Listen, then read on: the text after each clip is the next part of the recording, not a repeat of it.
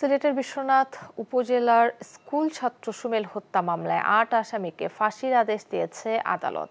একই সাথে মামলায় ৭ জনকে যাবজ্জীবন দেওয়া হয়। দুপুরে সিলেটের অতিরিক্ত দায়রা জজ আদালতের ভারপ্রাপ্ত বিচারক সৈয়দা আমিনা ফারহিন এ রায় দেন। ২০২১ সালের ১ মে উপজেলার রাস্তায় পাশ দিয়ে মাটি কাটা নিয়ে চৈতন্যনগর গ্রামের সাইফুল আলম ও নজির উদ্দিনের মধ্যে সংঘর্ষের সময় স্কুল ছাত্র সুমেল আহমদ শুকুর গুলিবিদ্ধ হয়ে মারা যায়।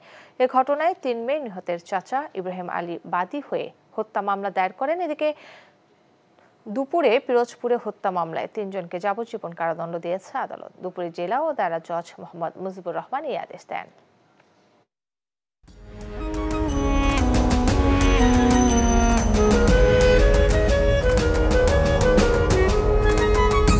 বান্ডেল থাকলে প্রতি সেনমানিতে টাকা বাঁচবে। বিকাশ সেনমানি বান্ডেল কিনে জিতুন প্রতি লেনদেনে।